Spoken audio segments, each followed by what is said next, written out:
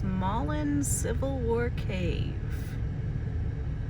That brick sign says it too, but this sign says Missouri, the cave state.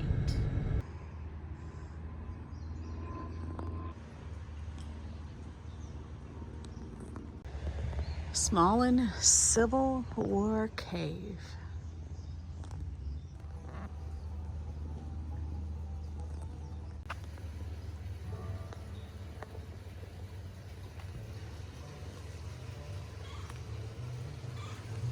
Lots of things to read. Tree about 250 years ago, some individual or individuals took this tree when it was just a sapling. They bent it over at a 90-degree angle, and then they bent it back up. And why do you think they put that there? Well, a marker tree points out multiple things. It could point out shelter, it could point out food, it could point out water, it could point out lots of things. It's almost like, we're gonna go here, this is like an entertaining area, or this place could save our lives. So, the significance of this being right here, it leads straight down to our holler. And at the end of our holler is the biggest commercial opening within Missouri right now. And when it was there, we promoted it. Oh, that's the way you promoted it. Okay. So, as the Bright family likes to say, this is the first house in the subdivision back in the day. This cave was utilized year round. We'll start with the latest, and we'll go back to the earliest. Latest was, how did this cave get its name? It was called the Fielding Cave. Well, the Fielding family actually used to come down here and they would put spring boxes in.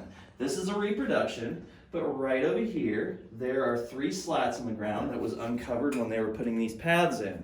And essentially, they would use this cave as a refrigeration system. Now let's shoot back a little earlier.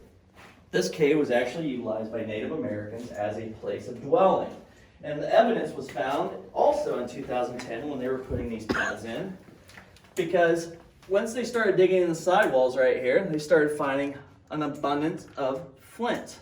And they started finding an abundance of artifacts, ranging from pieces of pottery, pieces of flint chips, pieces of spear points, and a lot of various things. Now, as we started getting a little deeper, they actually started finding animal bones. They found bison, elk, they found some bear, and they also found deer. Now, as you start getting down here, the soil starts to get darker. While it is clay, you can see that there is a black tinge through here. And when they did soil samples, they found that there was a high abundance of carbon. And that carbon shows proof that this area was actually, people used to sit here and they had constant bonfires going. Now, this place was not only used as refrigeration and a place of dwelling, but it was also used in kind of a factory setting. If I can, I'm just going to show you right here. Right up here is pretty much the most common rock around here. It's called chert. A lot of you know it's flint. And what they would do is they would come up here and they would actually chip off chunks of it, and then they would throw it into the fire. And just almost like tempering steel, you temper the flint, and then it makes it easier to work with. And when you can work it down and make tools out of it. So, let's go back a little earlier. At one time, you can see this line right here going across. This is a clay line. At one time, as you can see this trough right here. At one time, the cave was only this tall. And then over time, it started to go down more and more. Now, I'm going to show you that on a grander scale when we get into our main cave. Mm-hmm. Now, one of the last things, how tall are you, sir? 5'11". 5'11", all right. You're almost pushing 6 foot. Now, during the drought of 2014, they were able to get back further and further and further into the cave. And they found 2 things. They found a black bear bed, and then they found something, and this is the reason why I asked you how tall you were. They found the evidence of the short-faced bear. The bear goes back tens of thousands of years, well, probably about 10,000 years. but it used to roam the landscape around here. And when it roamed the landscape around here, it was a predominantly a carnivore. It wasn't like our black bears around here. And its belly was just about at 6 foot. Imagine a bear that large living in the cave. A bear twice the size of a polar bear. Water right here coming through, it generally is between 52 to 55 degrees. So when you have that spring box in there, you could put in all your perishables and whatnot, and it gives you about 3 to 4 days before expiration. Right. So somewhere way in there is a spring. That's cool. Oh yeah. Now, right over here, Caleb, is where you're Of some of the bloodiest guerrilla warfare that our nation ever saw. Early on, Missouri's governor Clay Means place of the underground spirit. The Osage were actually a monotheistic culture, and they believed in one God. And they were known as dwellers. They would dwell in caves. When they were in the cave has a weird way of playing tricks with your head sometimes. On a very, very quiet day, if there's echoing coming down from the holler, you can actually hear in the back of the cave what sounds to be like voices. Trust me, I'm not crazy, but essentially when you're in the back of the cave, you see how large the opening is. It's like the opening of your ear. Information goes in, it hits your itty bitty eardrum in the back, and then it goes to your brain. But just like with our cave, it's like almost like a big opening and like a big ear. Now, also, one time, this is actually the cave. Over time, the cave has fallen down, and it has created this beautiful, beautiful area through here. Now, with this area in here, there's a high abundance of food, water, and as you can see, I'm gonna show you 4 foot tall and 10 foot deep. This cave right here is 15 feet tall and 12 feet deep. It is aptly named the Cave of Disappointment. Now, can everybody say, oh my gosh? Oh my gosh. This is Smallin Cave. It was named after, it's gone through many names, but the Smallin family post-Civil War actually owned this property and they named it. The very top of the cave to the ground is 50 feet and it is 100 feet wide. It is home to numerous cave species.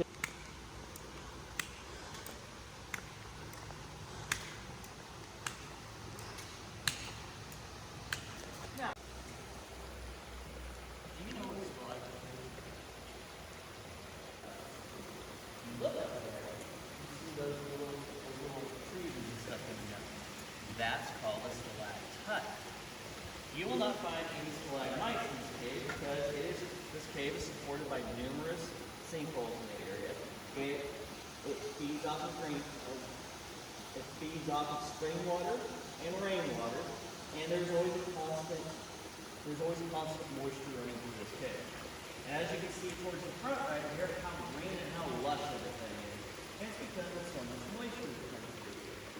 Now, this cave right here, you guys saw in the Civil War video over there. And he would essentially sit down here and talk with the locals every day, and he would spend his time getting to know them. Well, shooting forward, that man, people in the area used to come down here. This cave is a tool for people. Right now, it's a tour for you all, but you're getting enjoyment on a hot day being in here. But back in the day, people used to come down here and utilize this beautiful spring water and utilize it for everything from laundry, cooking, everything else in between.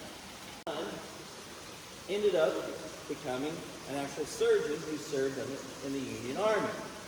After the war, he ended up making his way to Ozark, and when he was in Ozark, he was actually a surgeon in town. And he would inevitably move and have a full-time practice in West Plains. Now, if you guys will look, you'll see this crack line that goes all the way around. Let's just keep that in our brains because it'll explain how our cave was made. You will follow me. And he built a cave basically in hole in his backyard and stayed there most of the time. Where is this house? It is Pickney County, the oldest part of County of Ozark. I have a house right up this way. Okay, this is up, it's now, I think, I've been gone a couple of years, but there's a white house, picket fence around it. Had actually had electricity put in the house. I like the ripples. Cave was bought in 1979 by the Assembly of God Church in Springfield, Missouri. It would inevitably stay with them up until about right here, and they actually got this beautiful hand railing on here, which when I was a church kid here, it used to be PVC pipe. Yeah, and then I told you about numerous. Limestone is a porous sedentary rock, and when rainwater starts to come down, it will basically make its way through and it will eventually come here. And on very, very, very rainy days, when the water makes its way down into the cave, that thing will be a waterfall. And it is made the surface of that almost glassy smooth. Now, if you look beside it right here, you see these little folds. I call them cave folds or cave flaps. Some people like to call them cave drapery or cave curtains, and I've also heard them affectionately called cave bacon. Now, over time, essentially, water will go through there and it will start to break down that sedentary rock, and it will start to make these beautiful formations. Now, if you look down at the ground right there, it looks like spaghetti all over the ground. Those striations were caused by water constantly dripping down there and essentially making calcium deposits that you have currently. All right, now if y'all will, here's the first group of middle of summer, the canopy and all the colors come out. Spring down here was very beautiful. We don't have any dogwoods down here, but we have an abundance of redwoods. So if you looked up the cave, it looks completely purple. Now, so before these paths were made, and that wall right there that is made a dam is essentially, that wall right there that is a dam, which was made over time to the rise and fall of the water, and made good luck getting up that. So, what's our next option? If you will look right over there, you will see that there's there's little carve-outs. That is called the ladder. You go up the ladder, and then you get on top of the throne, which is the very top. And then you slide down the back side of that. Because, I don't know about you, it's about 85 degrees outside, and while that water looks very refreshing, it's about 52 degrees right now, and you don't want to be in it. And then on very, very, very rainy days, that becomes a waterfall where you cannot even hear me speaking, and it creates a torrent in there. The Calvary that was in Ozark. Now, I think my favorite thing though is, if you go over 6 feet and you see right beside it, there's a circle right over there. And that circle is a solstice circle. It's a petroglyph that was put here by Native Americans. The cool thing about this cave is, there is about 4 days out of the year, where for about 7 minutes, or 4, I can't write the number, 7 or 4, essentially, when the sun rises in the east, it will basically put a beam of light in that circle right there. And then that beam will carry all the way to the back of the cave. And it gets so bright in here, you have to have sunglasses on. So, you got to think, out of the year, there's about 3 to 4 days where this awesome thing happens. But it's best on the solstice. You have to think the Native Americans that occupy this cave look to the sun as being their god, per se. And the sun was a very big, intricate part of their lives. It's an expanded version of our flowstone over there. Our flowstone, this is a flowstone that we have. It's one of our favorites. It's actually called the milk bottle. I've heard it called the nose, and I've heard it called many other things. But this is an up-close view of it. Essentially, when the water goes down and it travels across here, it starts to smooth out the surface. And you get this beautiful look. Now, if you will step over here to the other side, cave popcorn. Essentially, you can see the little cave flaps up and everything there, but like over top, the water is not as abundant on the side, but it's still doing its work eroding. That's the thing about water, folks. Water is the most destructive thing on the planet Earth, just besides us, of course. You can have a light look down that chasm. Well, imagine you're sitting there, and over time, you start noticing that every day of the week that there's a fox who's been coming down and watching you. Now, imagine you got the gumption, and you decided, I'm going to go find where that fox is. So you start crawling, and you start following that fox. Follow me. You can see something, and you pull your phone out, and you take a picture of it. And this is all you see looking back at you. It's two little glowing eyes. So, that actually happened to Mr. Bright. Mr. Bright was actually building up that faux wall right there. So you could look down this beautiful little canal right here. And there was a fox that was just very, very curious about him. You guys want to follow me? I'm just joking, I'm not a conspiracy theorist. You're a low rider. Okay. Now, I told you about stalactites earlier, but I did not tell you how they were made. Bitty thing right there. How old do you think this one is? Oh, it's probably been here since the start of the cave, which leads me into my next thing. I told you guys to take a look right up here at this crack that's all the way throughout a cave. Now, let's go back over here, and I'm going to start telling you how our cave was formed. Ooh, let's see if we have anything down here today. We have a salamander right there. He's crawling. Right there. That's one of our crayfish out here. That was something cool that we that they had happen out here. I don't know if you were working here at the time, but they actually had someone from Missouri State come here and he did a crayfish study. We have the bristly cavefish in here. We also have the blind crayfish, and this is actually a very big habitat for crayfish in southwest Missouri. No? Well, you're looking at a bear right there. See the bear face? Right there, right? Yep. There's the bear face. So. And this is the dam. I didn't realize there was water on the other side of that till you told me. Yes, there is. That's super cool. If you all are interested in it, Mr. Bright actually takes a wild tour for quite a while, and knowing about the cave wildlife. I will show you one more thing. Now, you want to see a cave snail?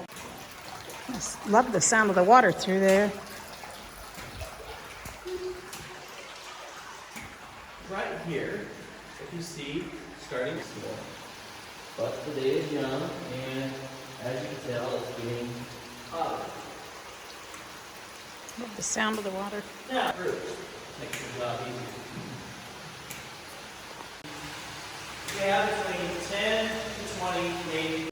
Oh, look at this.